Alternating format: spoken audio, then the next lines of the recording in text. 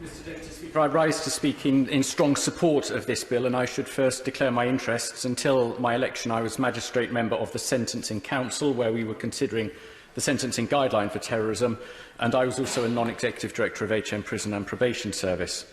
As we have heard from the Lord Chancellor and other honourable members, the first duty of any government is to protect its people, and one of the most marked threats against the British people is terrorism. It is a particularly heinous offence. Its perpetrators motivated by perverted ideologies, driven to cause indiscriminate carnage, demonstrating a callous disdain for the loss of human life, and revelling in the fear they provoke amongst decent citizens. Those who contemplate committing such atrocities must be in no doubt of the revulsion right-minded people feel towards them. They must know that the law will categorically and clearly condemn their acts. I therefore welcome the end-to-end provisions in this bill that will keep us all safer. Strengthened TPIMs to scrutinise potential terrorist offenders, longer prison sentences physically served in custody in their entirety to keep convicted terrorists off our streets and provide time for de-radicalisation and rehabilitation, and stricter licence conditions for terrorists when released from prison, including the use of polygraphs. Mr Deputy Speaker, focusing first specifically on the serious terrorism sentence, a minimum period of 14 years imprisonment strikes me as wholly justified, and I consider it right that the entire period should be spent in custody. I've said before in this place that I am a firm believer in rehabilitation, and I pay tribute to all those working in HM Prison and Probation Service who strive to engage with terrorist offenders to provide tailored interventions and programmes with the aim of promoting a fundamental change. But we must recognise that de-radicalisation programmes have not enjoyed as much success as we would have hoped. I am pleased that there is to be further investment in this area of work with the recruitment of additional staff. But where terrorist offenders are concerned, there can be no room for error. And it is for that reason that I wonder, and I put it no higher than that, I wonder whether consideration should be given to the introduction of a new sentence for the indefinite detention for public protection from terrorism. I recognise that this will raise many legitimate concerns given the previous experience of IPP sentences, which resulted in a high number of people spending many years in excess of their tariff in custody through no fault of their own. Indeed, I've met a number of them myself. The injustice done to them is palpable and wrong. But that does not have to mean that it would be impossible to design a different system with all the necessary safeguards in place that would ensure terrorist prisoners solely and specifically would be detained without a determinate date on which their sentence would end.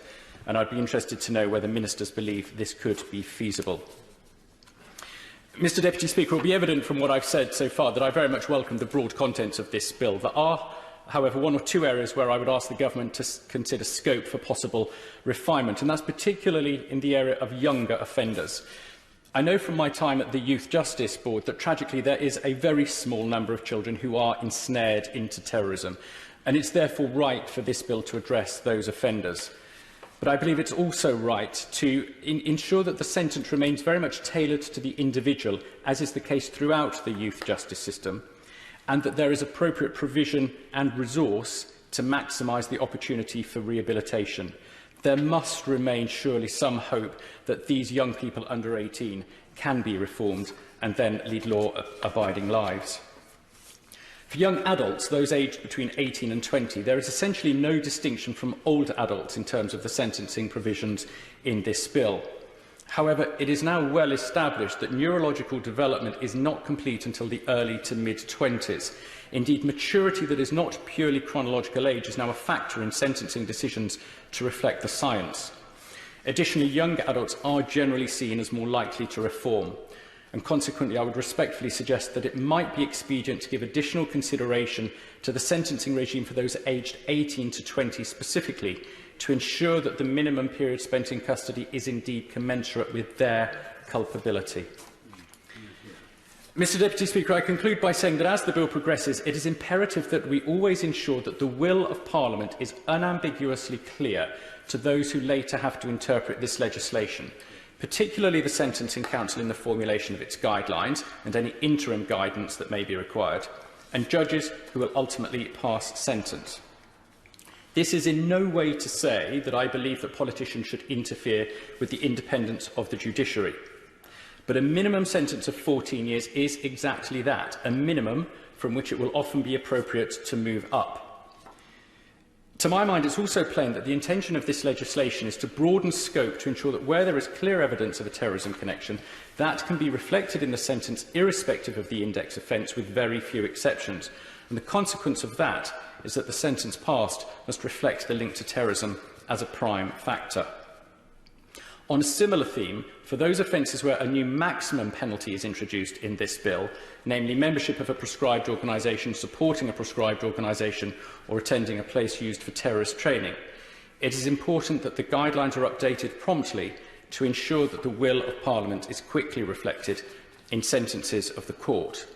And, Mr Deputy Speaker, the message must surely be that the will of Parliament is that terrorist offenders should face the harshest of sentences, that punishment for them is served only by an extremely long period in custody, and that this country, led by this government and backed across this Parliament, will relentlessly and remorselessly take every possible action to protect the public from the horror of terrorist atrocities.